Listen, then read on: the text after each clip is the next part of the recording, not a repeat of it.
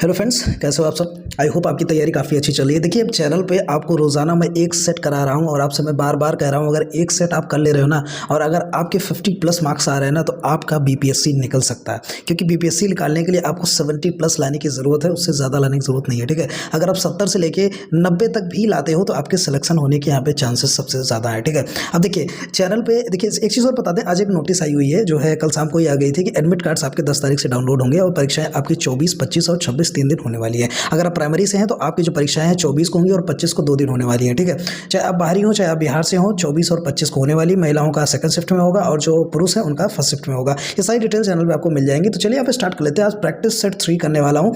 आप लोगों के सामने क्वेश्चन पढ़ूंगा मैं हर बार के तरीके से और आपको एनालाइज करना है और फिर मैं आपको आंसर बताने वाला हूँ, जिसमें आपके मिक्स क्वेश्चन होने वाले सामान्य जागरूकता, सामान्य विज्ञान, सामाजिक विज्ञान, भारतीय राष्ट्रीय आंदोलन और भूगोल और पर्यावरण। ठीक है, यहाँ से आपके जो 80 सवाल बनेंगे वो आपके यहाँ पे हो जाएंगे। एक चीज़ देखिए, आप 1000-1500 लोग रोज़ वीडियोस हमारी देख रहे हैं। एक कमेंट आप लोग ज़रूर करिएगा कि आप मैथ्स की वीडियो चाहते हो कि नहीं, क्योंकि जो मैथ्स है ना 40 क्वेश्चन के आसपास मैथ्स के देखने को मिलेंगे। तो क्या मैथ्स की आप करना चाहते हो कि नहीं, तो वो भी मैं कराना स्टार्ट कर दूंगा। कमेंट करके ज़रूर बताइएगा। पहला प्रश्न आपके सामने है कि 14 किलोग्राम द्रव्यमान की अगर हम बात करें, द्रव्यमान मतलब मास, जो इंग्लिश वाले समझ लें, द्रव्यमान मतलब मास और सेकंड वेग मतलब यहाँ पे वेलोसिटी की बात हो रही है। तो 14 केजी अगर द्रव्यमान है, मास है, और 24 मीटर पर सेकंड के हिसाब से 24 मिनट पर सेकंड के वेग से जो है वाला एक पिंड का संवेग कितना होगा, यहाँ पे संवेग निकालना है। ठीक है, तो ऐसे में एक फॉर्मूला आपको जानना चाहिए कि P = mv होता है, मास इंटू वेलोसिटी हो जाता है यहाँ पे। ठीक है, तो संवेग P को कहते हैं। तो ऐसे में मास आपका कितना है, मास 14 है और V आपका 28 है। ठीक है, 14 × 28 जब आप कर देंगे तो लास्ट में 8 × 32 2 आएगा। तो ऐसे केस में अपॉन तो आएगा नहीं, तो यहाँ पे 392 आपका होने वाला है केजी मीटर पर सेकंड। ठीक है, पूरी मल्टीप्लाई कर लीजिएगा। मैंने यहाँ पे थोड़ा सा दिमाग लगाया, लास्ट वाला मल्टीप्लाई कर दिया, 8 × 32 लास्ट में 2 आ रहा था,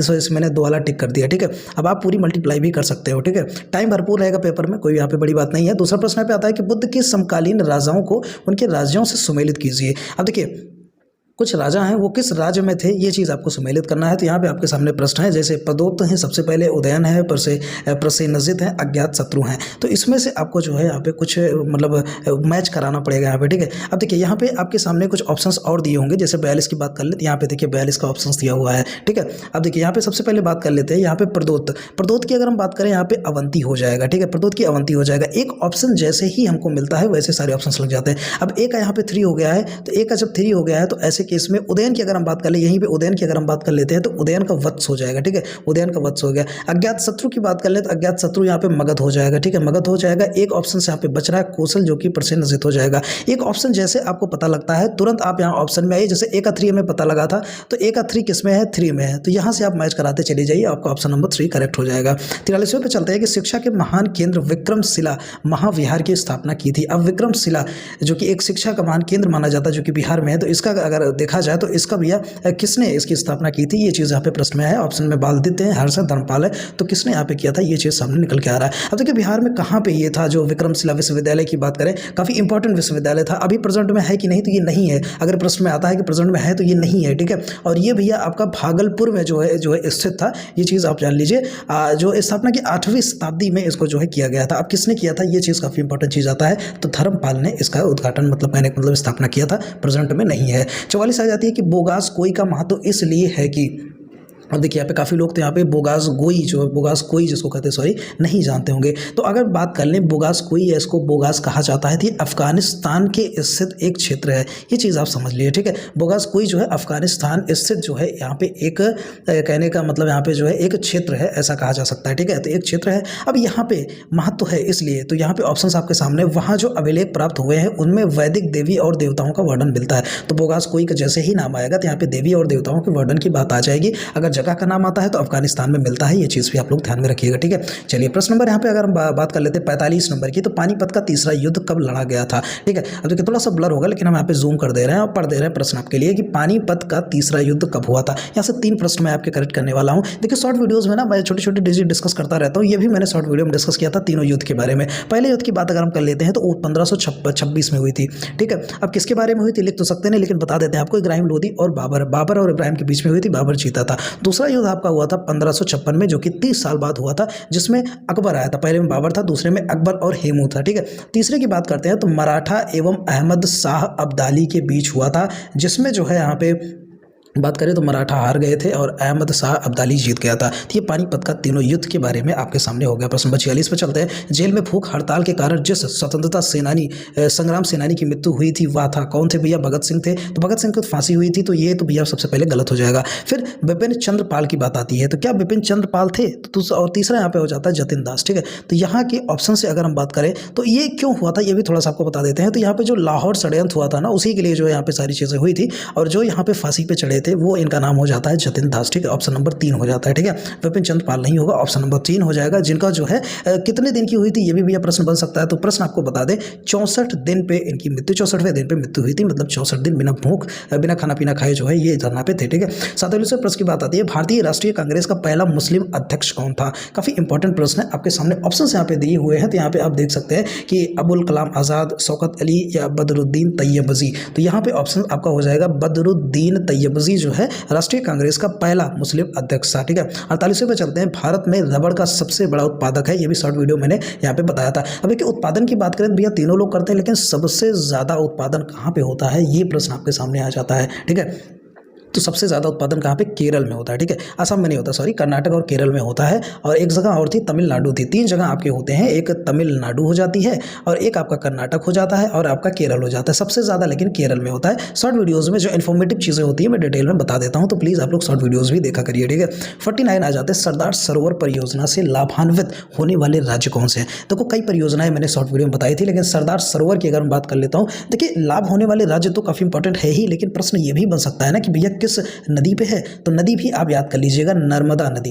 ठीक है, नर्मदा नदी पे है कौन है? सरदार सरोवर परियोजना। कौन कौन से भैया लाभार्थी हैं? तो जो बीच वाले जो स्टेट्स, कहने का मतलब जैसे इंडिया का मैप बनाएंगे ना, बीच वाले स्टेट्स हैं, बस ऐसे याद कर लीजिए, जैसे कि गुजरात है, महाराष्ट्र है, मध्य प्रदेश है, राजस्थान है। जो बीच वाले स्टेट्स हैं इनको ऐसे कर सकते हैं, ये जो है यहाँ से लाभान्वित होने वाले टोटल 4 स्टेट्स हैं और नर्मदा नदी पे ये चीज़ बनने वाला है। ये चीज़ आप समझ गए। प्रश्न नंबर 50 पे चलते हैं। भारत के निम्नलिखित क्षेत्रों में से कौन सा अब पारिस्थितिक उष्ण स्थल माना जाता है?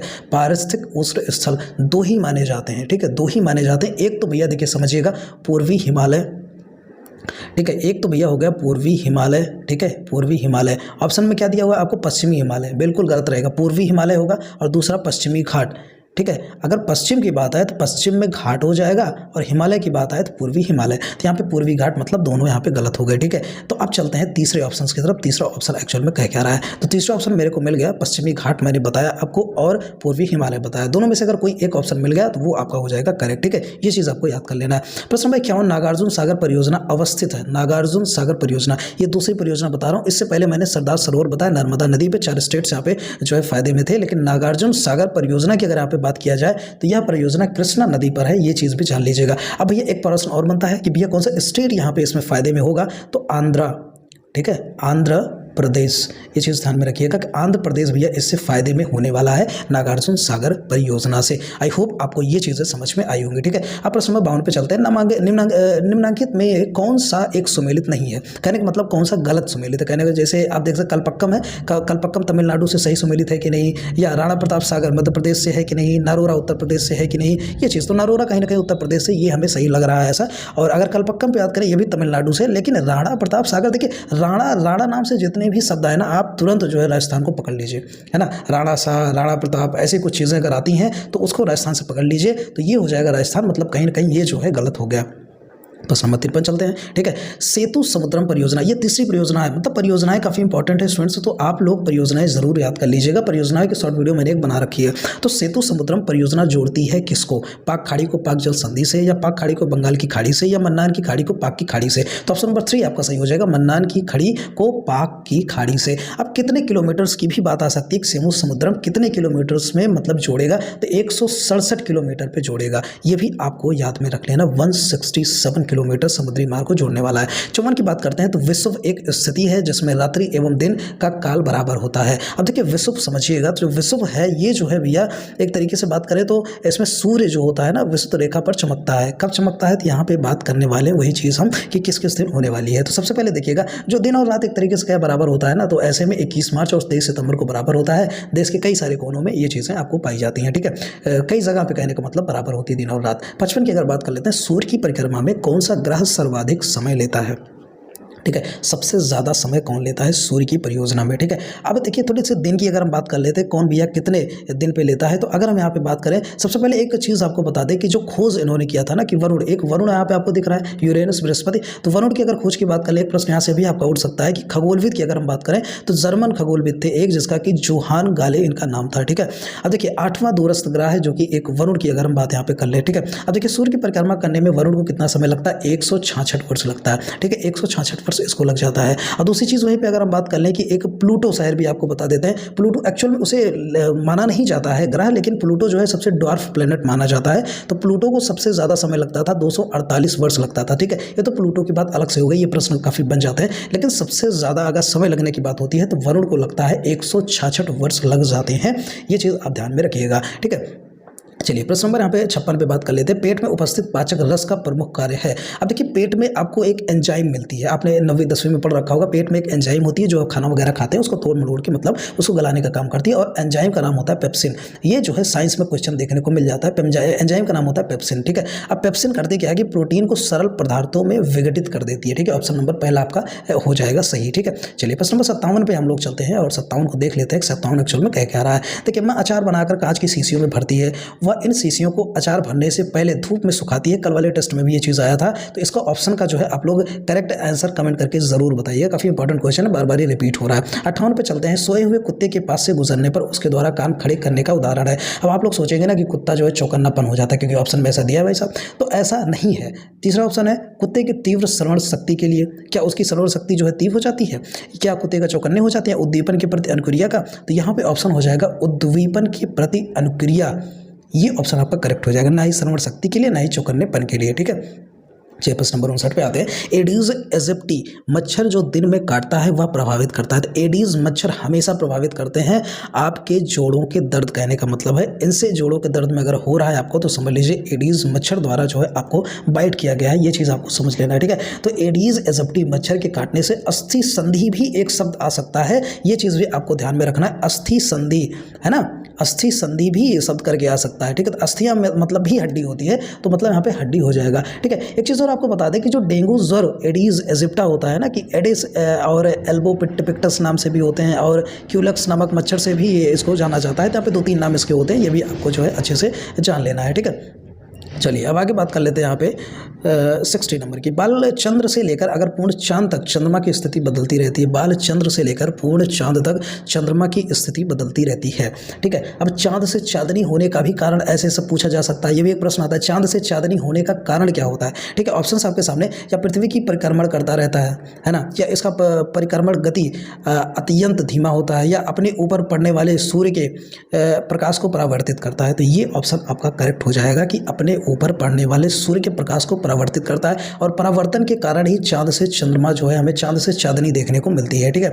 61वें प्रश्न की बात कर लेते हैं कि लोग पेट्रोल, डीजल एवं सीएनजी का प्रयोग ईंधन के रूप में कर रहे हैं, इसमें से कौन सा अधिक अच्छा है। तो आई होप आप जानते होंगे पेट्रोल डीजल से अच्छा तो सीएनजी होता है। तो ऑप्शन है आपके सामने कि पेट्रोल डीजल सीएनजी से सस्ता है, तो ऐसा नहीं है। सीएनजी पेट्रोल से अधिक स्वच्छ ईंधन है, हाँ एकदम बिल्कुल करेक्ट बात है। सीएनजी की अपेक्षा पेट्रोल सरलता से उपलब्ध है, ऐसा बिल्कुल नहीं है। तो सीएनजी पेट्रोल से अधिक स्वच्छ ईंधन है, तो ये चीज़ आपको करेक्ट।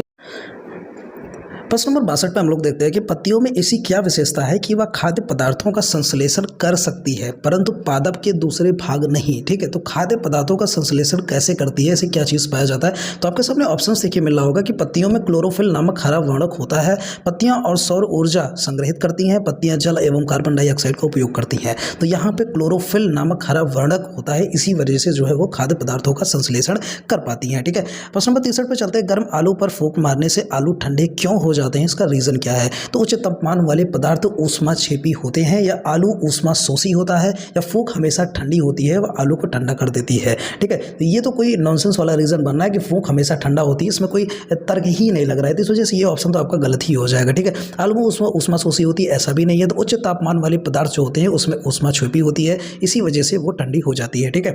अब देखिए 64 प्रश्न पे आते हैं कि बिहार आर्थिक सर्वेक्षण 2021-22 के अनुसार 2021 में जो सर्वेक्षण हुआ 2021 का, बिहार के सकल राज्य घरेलू उत्पाद जिसको कि जीएसडीपी कहा जाता है, वृद्धि दर कितनी रही है। तो 2.5 रही है, ये चीज़ आपको याद में कर लेना है, ठीक है।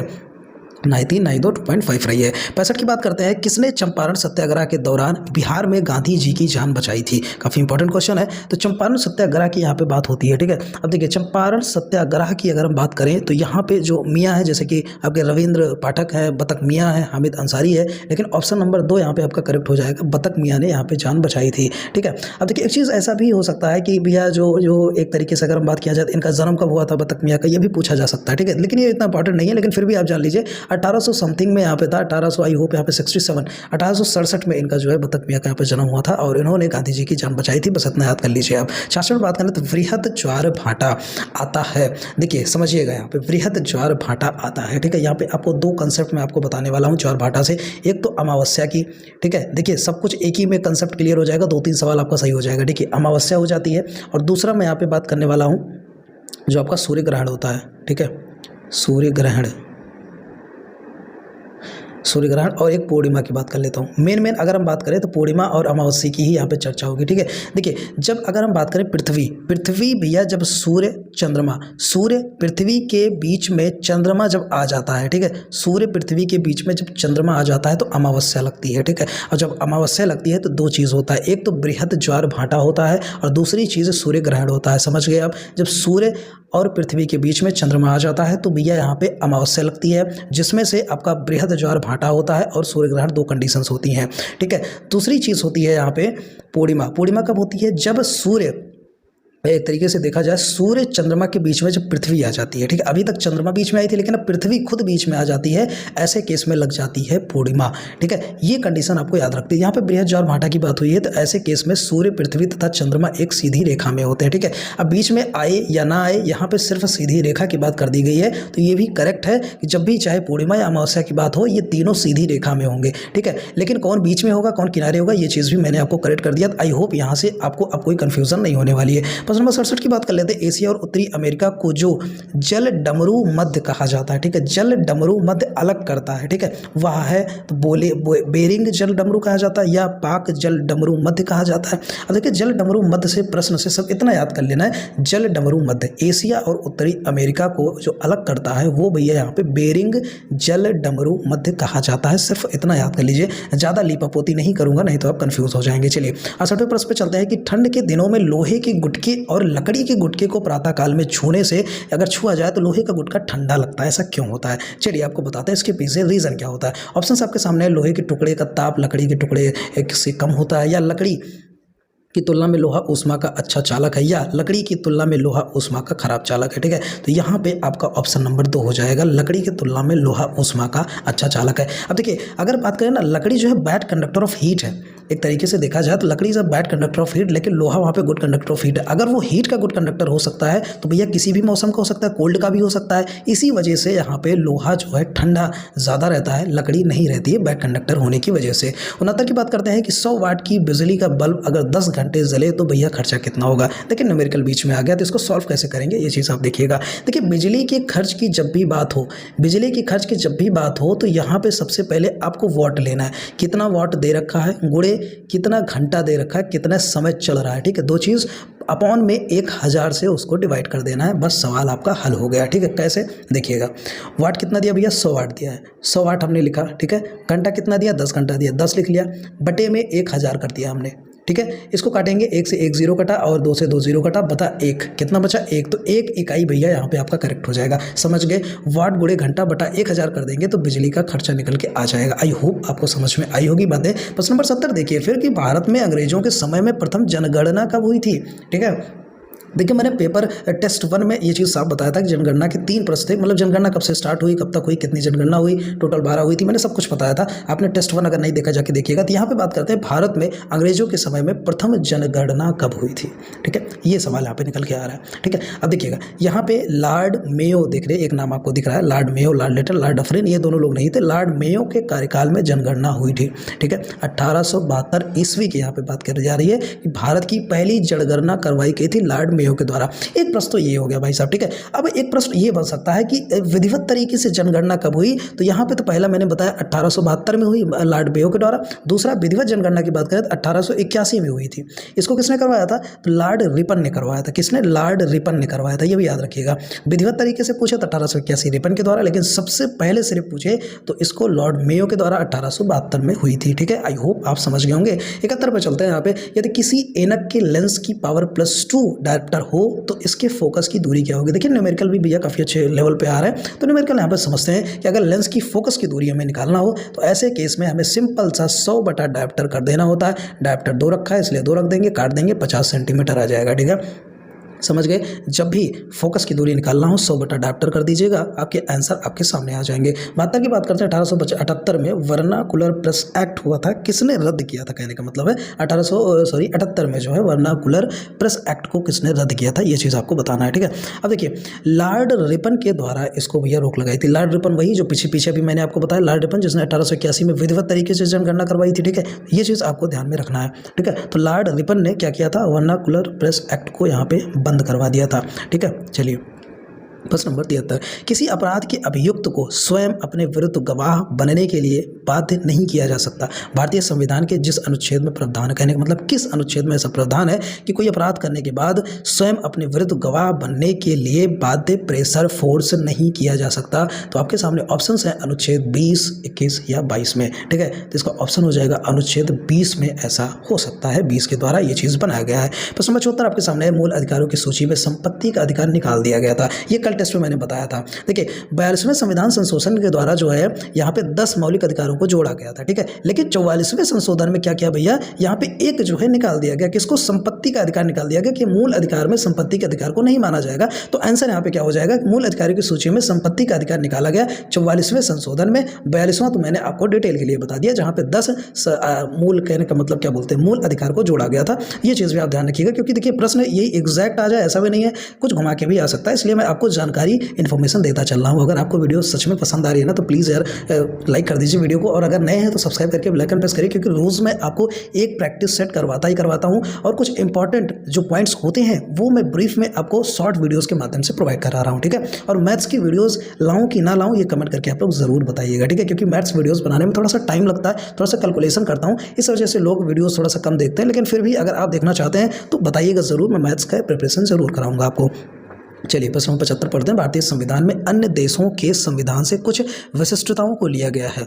जिस देश का राज्य के नीति निर्देशक तत्व किस देश से लिया गया। देखिए हाँ, ये तो बात सही है, संविधान जो भारत का है उसमें कई देशों से कुछ ना कुछ लिया गया है। जैसे कि अगर हम बात कर लें यहाँ पे तो आयरलैंड की अगर हम बात करें तो आयरलैंड से देखिए राज्य के नीति निर्देशक तत्व लिए गए हैं, ठीक है। राष्ट्रपति का निर्वाचन पद्धति भी यहाँ से लिया गया है। राज्यसभा के लिए सदस्यों का नामांकन व्यवस्था भी आयरलैंड से ली गई है। तो 3 चीज़ें यहाँ से ली गई है, ठीक है। अब बात कर लें अगर गणतंत्रात्मक की बात करें और प्रस्तावना की स्वतंत्रता की बात करें, समता और बद्धता की बात करें तो ये फ्रांस से लिया गया है, ठीक है। ऐसे जो है आपके जापान से कुछ चीज़ें लिए गई हैं, संयुक्त राज्य अमेरिका से जैसे मूल अधिकार लिए गए हैं। तो ये सब सारी चीज़ें आपको शॉर्ट वीडियो में मिल जाएंगी। मैंने शॉर्ट में ब्रीफ में सारी चीज़ें डिटेल में बनाई हुई हैं, आप शॉर्ट में देख लीजिएगा, ठीक है।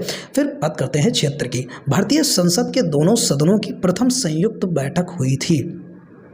एक चीज़ समझिएगा, दोनों सदन संयुक्त बैठक हमेशा नहीं होती, अलग अलग होती है, ठीक है, लोकसभा राज्यसभा में, लेकिन कभी कभी इमरजेंसी में होनी पड़ती है। तो अभी तक एक प्रश्न ये मैं आपको बता देता हूँ, अभी तक कितनी बार हुई है, तो अभी तक 3 बार हुई है। कंडीशन क्या थी, सबसे पहले दहेज के लिए हुई थी। सबसे पहले क्या हुई थी भैया, दहेज प्रतिवेश के लिए हुई थी, 1960 में हुई थी।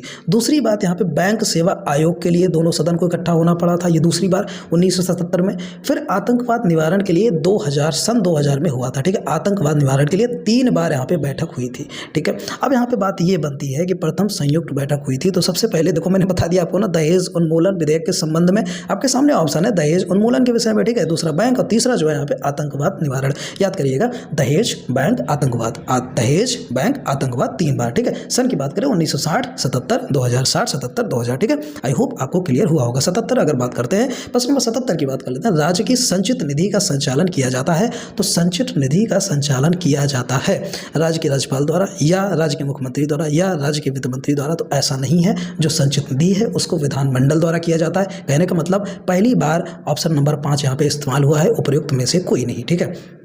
78वें पे चलते हैं। प्रथम स्पीकर जिसके विरुद्ध लोकसभा में अविश्वास प्रस्ताव लाया गया था, तो ऐसे कौन से स्पीकर थे भैया? देखिए एक सन बता देता हूँ आपको, 1954 में लाया गया था।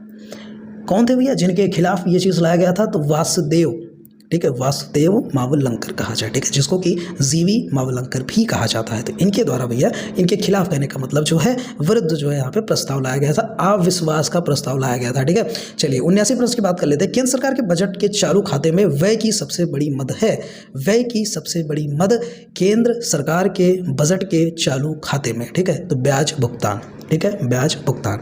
80वें नंबर पे चलते हैं और 80वां प्रश्न कहता है यहाँ पे आंतरिक दलीय लोकतंत्र का उपयोग होता है। आंतरिक दलीय लोकतंत्र का उपयोग ऐसी सरकार के लिए जो कई दलों द्वारा साझा कार्यक्रम के साथ गठित हुई हो, ऐसे दल के लिए जो शासन गठित करने वाले दल अथवा दलों से निकटतम हो, या दल का आंतरिक चुनाव जो दल के पदाधिकारियों के चयन हेतु समय समय पर हो। तो यहाँ पे ऑप्शन नंबर 3 आपका करेक्ट हो जाएगा कि दल के आंतरिक चुनाव जो दल के पदाधिकारियों के चयन हेतु समय समय पर हो, ये ऑप्शन आपका करेक्ट हो जाएगा। प्रश्न नंबर 81 पे चलते हैं। भारतीय अर्थव्यवस्था की विशेषता है, क्या विशेषता भाई साहब? कृषि की प्रधानता, या उद्योग की प्रधानता, या न्यून प्रति व्यक्ति आय, या बृहद बेरोजगारी। ये भैया प्रधानता नहीं है। प्रधानता कृषि की प्रधानता, उद्योग की प्रधानता, न्यून प्रति व्यक्ति आय, ये तीनों यहाँ पे प्रधानता हो जाती है, ठीक है। 85 नंबर पे चलते हैं कि मुद्रास्फीति की दरें किस सूचकांक पर आधारित होती हैं? मुद्रास्फीति की दरें किस सूचकांक पर आधारित होती हैं? उपभोक्ता मूल्य पर, थोक मूल्य पर, या औद्योगिक श्रम उपभोक्ता मूल्य पर। तो यहाँ पे आपके सामने ऑप्शन सारे दिए हैं, तो यहाँ पे आपका ऑप्शन नंबर 2 हो जाएगा, थोक मूल्य सूचकांक पर आधारित होती है मुद्रास्फीति। 83वां कहता है कि गदर क्रांति छिड़ने का सबसे महत्वपूर्ण कारण था। जो गदर क्रांति हुई थी उसका सबसे महत्वपूर्ण कारण क्या था, ठीक है, ये चीज़ आपको बताना है। ऑप्शन आपके सामने लाला हरदयाल की गिरफ्तारी, कोमागा तामारू घटना, या प्रथम महायुद्ध शुरू हुआ था, ये चीज़ था। यहाँ पे आपका ऑप्शन क्या हो जाएगा, ठीक है। अब देखिए यहाँ पे कुछ रीज़न भी हो सकते हैं किस रीज़न से यहाँ पे हुआ था, लेकिन उसकी बात ना करते हुए यहाँ पे हम बात करते हैं कि क्यों हुआ था और किस घटना के कारण हुआ था। तो आपके सामने ऑप्शन नंबर 2 है, कोमागा तामारू घटना हुआ था, ठीक है। इसमें देखिए एक्चुअल में हुआ क्या था कि सबसे देखा जाए कि कोमागा तामारू नामक एक जहाज़ से भारतीय यात्री भारत आ रहे थे, जिसमें अंग्रेज़ों ने इनके खिलाफ कहने का मतलब उसे रोक दिया था, नहीं आने दिया था इस जहाज़ को, इसीलिए ये घटना जो है हुई थी, इस कारण से घटना हुई थी। ये चीज़ भी आप याद कर लीजिएगा। प्रश्न नंबर 84 की अगर हम बात कर ले तो 84 कहता है कि विरंजक चूर्ण के लिए कौन सा असत्य है? विरंजक चूर्ण के लिए कौन सा असत्य है, ठीक है। अब देखिए जल से अधिक विलय होता है, हल्के पीले रंग का चूर्ण है, अक्सी कारक है, ठीक है। अब देखिए यहाँ पे हम बता दें जो विरंजक चूर्ण होता है ना, विरंजक चूर्ण क्या होता है, इसके एक फॉर्मूले होते हैं विरंजक चूर्ण का, तो फॉर्मूला आपको बता देते हैं, हो सकता है भाई आपको देखने को मिल जाए।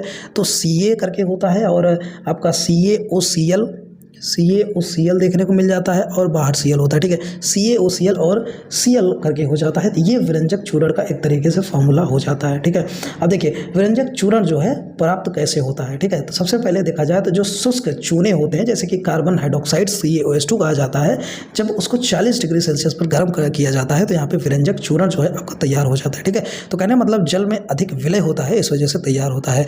तो इसका फॉर्मूला है CaOCl Cl और CaOH2 के जब उसे जल में गर्म किया जाता है 40 डिग्री सेल्सियस पर, तब विरंजक चूर्ण मिलता है, ठीक है। चलिए प्रश्न नंबर 85, भारतीय में लौकिक सार्वभौमिकता है क्योंकि संविधान की प्रस्तावना आरंभ होती है प्रजातंत्रीय भारत शब्दों से, या जनता के गणतंत्र शब्दों से, या हम भारत के लोग शब्दों से। तो देखिए भारत में लौकिक जो सार्वभौमिकता है, संविधान की प्रस्तावना है वो किस शब्द से शुरू होती है? काफ़ी इंपॉर्टेंट, मोस्ट इंपॉर्टेंट क्वेश्चन है। तो हम भारत के लोग शब्दों से यहाँ पे शुरू होती है, ठीक है। प्रश्न नंबर 86 में चलते हैं। निम्नलिखित में कौन सही नहीं है? विकास का सिद्धांत प्रतिपादित किया था चार्ल्स डार्विन ने, क्या ये सही है? किसी परमाणु के नाभिक का टूटना संलयन कहलाता है या संलयन कहलाता है, क्या ये सही है? या फिर ड्राई आइस ठोस कार्बन डाइऑक्साइड होता है? देखिए प्रश्न थोड़ा सा समझिए, कभी कभी प्रश्न घुमा देता है। प्रश्न कह रहा है सही नहीं है, आपको ये नहीं ढूंढता सही है, सही नहीं है ये ढूंढना है। तो भैया देखिए ड्राई आइस ठोस कार्बन डाइऑक्साइड सही है, ये तो होता ही है।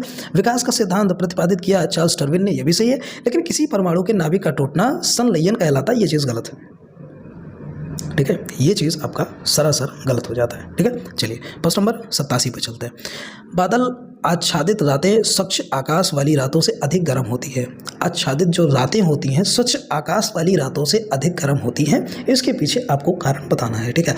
बादल पृथ्वी तथा हवा के ऊष्मा का विकिरण रोकता है। दूसरा ऑप्शन आता है कि बादल दिन में सूर्य की रोशनी को ग्रहण करते हैं और रात को गर्मी का विकिरण करते हैं।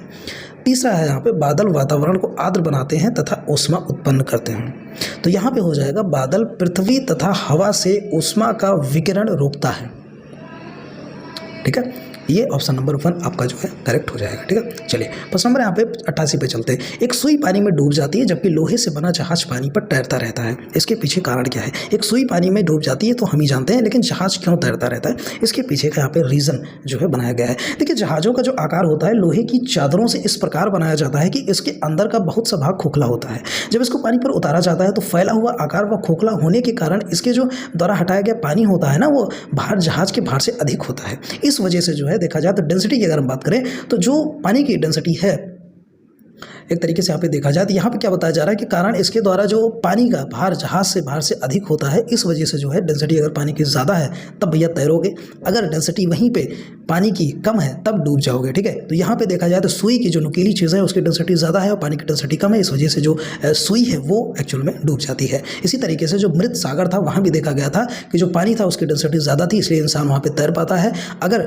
उसकी डेंसिटी कम होती, क्योंकि साल्ट होता है, साल्ट में जब साल्ट पानी में घुलनशील होता है, कहने का मतलब जब नमक ज़्यादा होता है तो उसकी डेंसिटी बढ़ जाती है। थोड़ा सा आप यहाँ पे समझ सकते हैं। ठीक है, प्रश्न नंबर 89 अगर हम देख लेते हैं तो यहाँ पे क्या कह रहा है कि डॉक्टर कलाकार एवं मूर्तिकार कैल्शियम सल्फेट का उपयोग करते हैं, जिसका लोकप्रिय नाम है। देखिए, जो डॉक्टर है, कलाकार, मूर्तिकार, ये लोग क्या इस्तेमाल करते हैं? प्लास्टर ऑफ पेरिस करते हैं। डॉक्टर भी यहाँ पे दवा के लिए करता है, कलाकार मूर्ति के लिए करता है, मूर्ति वाला भी इसी के लिए करता है। ठीक है, तो कहीं ना कहीं प्लास्टर ऑफ पेरिस किया जाता है, मूर्ति वगैरह बनाई जाती है, चोट लगने पर इससे जो है प्लास्टर किया जाता है। प्रश्न नंबर 90 की बात कर लेते हैं। अगर कांच के निर्माण में जो कच्चा माल प्रयोग होता है वो क्या क्या चीज़ होता है? तो कांच के निर्माण में रेत होता है और क्वार्ट्ज होती है और सोडा होता है। ठीक है, तो ऑप्शन नंबर 3 यहाँ पे सही हो जाएगा, रेत, सोडा, क्वार्ट्ज। 91 पे चलते हैं। सर्व प्राचीन शैल समूह का आयु आंकी जाती है। देखिए समझिएगा, सर्व प्राचीन शैल समूह की आयु आंकी जाती है। किस विधि से किसी प्राचीन चीज की अगर बात करें तो आयु का पता लगाया जाता है? काफी इंपॉर्टेंट क्वेश्चन है स्टूडेंट। यहाँ पे देखिए, यूरेनियम लैंड विधि से, यूरेनियम लैंड विधि से यहाँ पे उसकी जो कहने का मतलब है उसकी उम्र एक तरीके से कहा जाए आयु आंकी जाती है किसी भी प्राचीन चीज़ की यूरेनियम लैंड विधि से। 92 बात करते हैं। सौर विकिरण का सबसे महत्वपूर्ण भूमिका है। सौर विकिरण का सबसे महत्वपूर्ण भूमिका है। आपके सामने ऑप्शन दिए हुए यहाँ पे कि कार्बन चक्र में, ऑक्सीजन चक्र में या जल चक्र में। ठीक है, तो यहाँ पे आपका जल चक्र में सौर विकिरण का सबसे महत्वपूर्ण भूमिका होती है। प्रश्न नंबर 93, मनुष्य के अंगों में से कौन एक हानिकारक विकिरणों में सबसे कम संग्राह्य अंग है? मनुष्य के अंगों में से कौन एक हानिकारक विकिरणों में सबसे कम संग्राह्य अंग है? ऑप्शंस आपके सामने दिए हुए हैं। आँख है या हृदय है या मस्तिष्क है? बताइए आप लोग जो है। देखिए, मनुष्य के समस्त अंगों में हानिकारक विकिरणों में सबसे कम संग्राह्य अंग मस्तिष्क है। इससे सबसे पहले आंख प्रभावित होती है। ठीक है, तो यहाँ पर आपका करेक्ट हो जाएगा मस्तिष्क। ठीक है, चलिए प्रश्न नंबर 94 की अगर बात कर ले तो हेपेटाइटिस रोग से मनुष्य शरीर का सीधा प्रभावित होने वाला अंग है। हेपेटाइटिस एक रोग है। इस रोग से क्या सबसे ज़्यादा इफेक्ट होता है? तो लीवर, यानी कि यकृत। यकृत मतलब लीवर, ये सबसे पहले इफेक्ट होता है हेपेटाइटिस रोग से। ठीक है, 95 पे चलते हैं और 95 कहता है गति प्रेरक पेस मेकर का क्या कार्य होता है? गति प्रेरक यानी कि पेस मेकर का एक्चुअल में काम क्या होता है? ठीक है, तो पेस मेकर का काम हृदय स्पंदन को नियमित करना होता है। हृदय स्पंदन को नियमित करना होता है, ना कि कम करना होता है और ना कि बढ़ाना होता है, नियमित करना होता है, नॉर्मलाइज करना होता है। ये चीज़ आपको याद करना है, गति प्रेरक यानी कि पेस मेकर की बात किया जाए तो। ठीक है, चलिए आगे बात करते हैं। प्रश्न नंबर 46, थायमीन। थायमीन क्या है? विटामिन सी है, विटामिन B2 है या विटामिन B1 है? थायमीन क्या है? देखिए, विटामिन की कई चीज़ें हैं जैसे vitamin B1, B2, B6, B7, B12, C, D, E, सब कुछ मैं शॉर्ट वीडियो के माध्यम से आज अपलोड कर दूंगा, तो आप लोग शॉर्ट वीडियो देख लीजिएगा। और उसके लिए आपको चैनल को सब्सक्राइब करके बेल आइकन प्रेस कर लीजिएगा, तभी नोटिफिकेशन आएगी, क्योंकि शॉर्ट वीडियोज़ काफ़ी कम लोग के पास जाती है ना। तो थायमीन की अगर हम यहाँ पर बात कर लें एक्चुअल में थायमीन क्या है, तो थायमीन विटामिन B1 में मिलती है। ये चीज़ आप जान सकते हैं। ठीक है, चलिए 97 पे चलते हैं। सूची 1 को सूची 2 से सम्मिलित करना है। जैसे कि कार्डियोलॉजिस्ट, यहाँ पे कुछ बात की जा रही है डॉक्टर की, है ना। कार्डियोलॉजिस्ट या नेफ्रोलॉजिस्ट हैं तो वो किस चीज़ के एक्सपर्ट होते हैं, ये चीज़ यहाँ पे बात किया जा रहा है। तो यहाँ पे अगर थोड़ा सा बात किया जाए तो कार्डियो मीन्स हार्ट से रिलेटेड होती है। कार्डियो अगर देखा जाए तो हार्ट से रिलेटेड होती है, मीन्स हृदय। एक चीज़ हमको यहाँ से मिल गया। ठीक है, नेफ्रो की बात करें, नेफ्रो गुर्दा से रिलेटेड होता है, तो हमें B का 4 यहाँ पे मिल गया। फिर यूरोलॉजिस्ट की बात करें, कहीं ना कहीं मूत्र नलिका से रिलेटेड होता है। एक बचा अकुलिस्ट जो कि आँख से रिलेटेड हो गया। ठीक है, ये मतलब पर्टिकुलर क्वेश्चन भी, सेपरेट क्वेश्चंस भी आ सकते हैं भैया कि नेफ्रोलॉजिस्ट कहाँ से है और कार्डियो क्या है, यूरो क्या है, तो ये चीज़ आपको ध्यान में रखना है, ठीक है। स्क्रीनशॉट ले लीजिएगा बैक करके आप वीडियो को। 98 पे कहता है हमारे शरीर का लघुत्तम हड्डी पाई जाती है। लघुत्तम हड्डी यार, लघुत्तम मतलब समझते हो आप, लघुत्तम मीन्स की छोटी और बड़ी, दो हड्डियाँ होती हैं, एक छोटी एक बड़ी। सबसे छोटी कहाँ पाई जाती है भाई साहब? कान में पाई जाती है। सबसे बड़ी जांघ, जो जांघ की हड्डी होती है ना वो सबसे बड़ी होती है। ये चीज़ भी आपको ध्यान में रखना है। 99 भारतीय नागरिकों के मौलिक अधिकारों का वर्णन है भैया किस संविधान के अनुच्छेद में? तो संविधान का अनुच्छेद अगर मैं बात करूं तो भाग 3, अनुच्छेद तो सही है, भाग भी अगर आपसे पूछ लिया तो भाग 3 भी लगा देना भाई साहब। भाग 3 अनुच्छेद 12 से 35 यहाँ पे आपका हो जाएगा। ये चीज़ बात कर लीजिएगा, ठीक है। संविधान किसने लिखा? डॉक्टर अंबेडकर ने लिखा। कैसे क्या चीज़ है सब कुछ मैंने वीडियोस में ऑलरेडी आपको बता रखा है शॉर्ट वीडियो के माध्यम से। प्रश्न नंबर 100 भाई साहब, अक्सर माँ खाना बनाने के लिए पहले आटे को छनली से छानती है, वह ऐसा करती है क्योंकि उसके पीछे रीज़न क्या है? छाने हुए आटे की रोटी मुलायम बनती है क्या?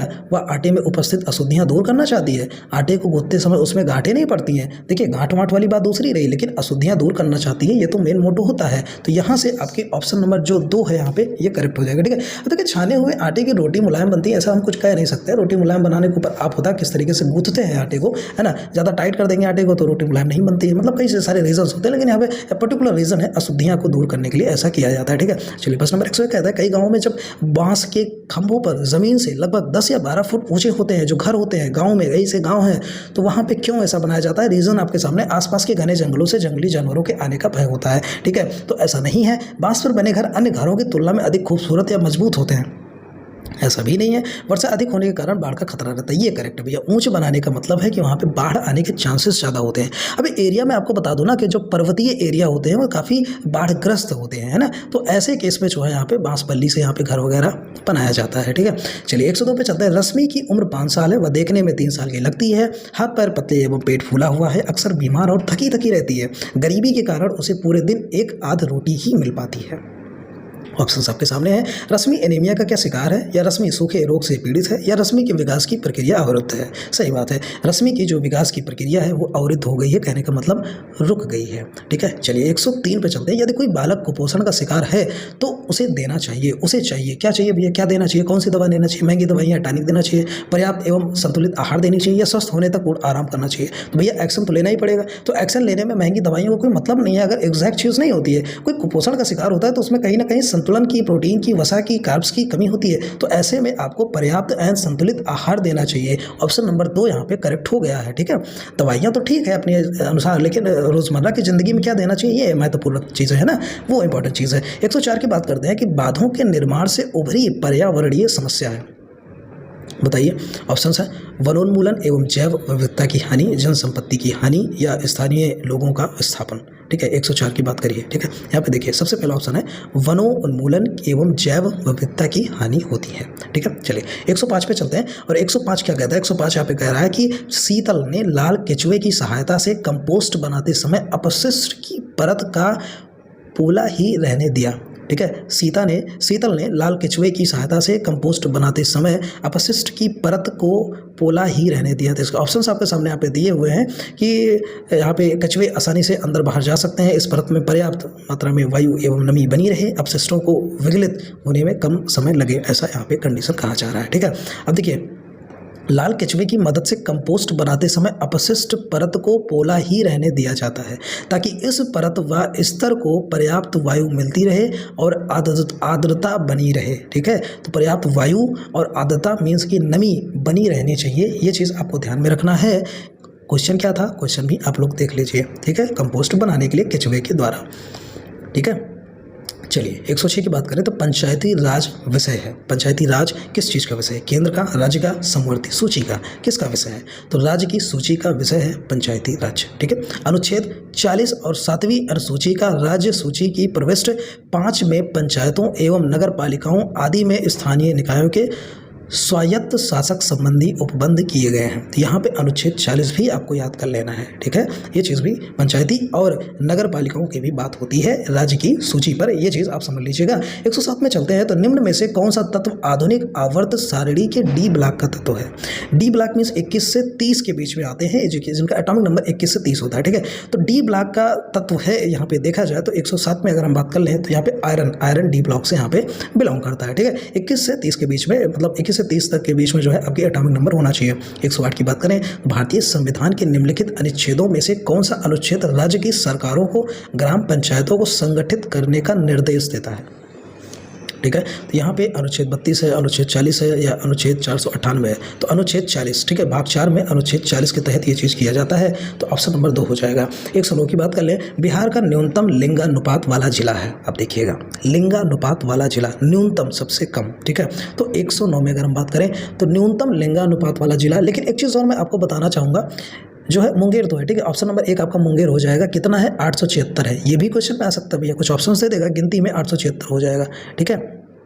चलिए, और टोटल अगर जो जिले की बात करें 876 है, लेकिन अगर हम बिहार के लिंगानुपात की बात करें पूरे बिहार स्टेट की तो 918 है। ये भी आपको याद कर लेना है, ठीक है। 918 है, ये भी आपको याद करना है। सबसे ज़्यादा कहाँ पे? गोपालगंज में है। 3-4 क्वेश्चन बता दिया मैंने आपको। न्यूनतम लिंगानुपात मुंगेर में है, कितना? 876। बिहार की 918, सबसे ज़्यादा गोपालगंज में है। और गोपालगंज की कितना है? 1021 है, ठीक है। तीनों का आपने याद कर लिया। चलिए 110 की बात करते हैं। बिहार का सर्वाधिक बाढ़ प्रभावित क्षेत्र है। देखिए, जो निचले स्तर वाले होते हैं वहाँ से बाढ़ वगैरह ज़्यादा आती है। तो यहाँ पे अगर देखा जाए तो बाढ़ प्रभावित क्षेत्र उत्तरी क्षेत्र है, जो कि यहाँ पे 76% आबादी जो कि लगभग है उत्तरी क्षेत्र में, जो कि बिहार से बाढ़ से प्रभावित होती है या उत्तरी क्षेत्र में पाई जाती है, ऐसा हम लोग कह सकते हैं, ठीक है। चलिए 111 में चलते हैं कि तेऊर नहर स्थित है। तेऊर नहर स्थित है, कहाँ पे स्थित है? तो गंडक नदी पर स्थित है भैया। तेऊर नहर कहाँ पे? गंडक नदी पर स्थित है। बात करते हैं सूची 1 सूची 2 को मिलाना है। पोषण का राष्ट्रीय संस्थान क्या पुणे में है? भारत का वन्यजीव जयपुर या आयुर्वेदिक का राष्ट्रीय संस्थान या नेशनल इंस्टीट्यूट ऑफ नेचुरोपैथी, इन चारों को आपस में मैच करवाना है, ठीक है। तो पोषण का राष्ट्रीय संस्थान अगर हम बात करें तो ये भैया हैदराबाद में है। हैदराबाद में है, तो इसका ऑप्शन नंबर हैदराबाद का हो जाएगा ए, ठीक है। भारत का वन्यजीव संस्थान की अगर हम बात करें तो वन्यजीव संस्थान आपका देहरादून में है, ठीक है। आयुर्वेद का राष्ट्रीय संस्थान की अगर बात करें तो आयुर्वेद का जो राष्ट्रीय संस्थान है ये आपका जयपुर में हो जाता है, ठीक है। याद करते चलिएगा क्योंकि पर्टिकुलर क्वेश्चन भी आ सकते हैं। नेशनल इंस्टीट्यूट ऑफ नेचुरोपैथी ये पुणे में आपका हो जाता है, ठीक है। तो नेचुरोपैथी की बात आए तो पुणे में, अगर राष्ट्रीय आयुर्वेदिक की बात आ जाए तो यहाँ पे जयपुर हो जाएगा, लेकिन अगर वन्यजीव संस्थान की बात आ जाए तो ये देहरादून में, और पोषक में राष्ट्रीय संस्थान का तो ये हैदराबाद में हो जाएगा, ठीक है। प्रश्न नंबर चलते हैं यहाँ पे 113। आजकल का कैलेंडर आधारित है किस पे? जूलियन, ग्रेगोरियन या यहूदी कैलेंडर? तो कहीं ना कहीं ग्रेगोरियन कैलेंडर पर स्थित है आजकल का कैलेंडर, ठीक है, वर्तमान कैलेंडर जिसको कहा जाए। और साथ ही साथ अगर हम बात करें तो राष्ट्रीय पंचांग चैत्र प्रथमा तिथि से प्रारंभ होता है, ये भी आप जाने रहिएगा, ठीक है। चलिए यहाँ पे एक चीज़ और बता दें, राष्ट्रीय पंचांग को भी यहाँ पे अपनाया गया है। ग्रेगोरियन कैलेंडर के साथ राष्ट्रीय पंचांग को भी जो है अपनाया गया है, ये भी प्रश्न ऐसा बन सकता है, ठीक है।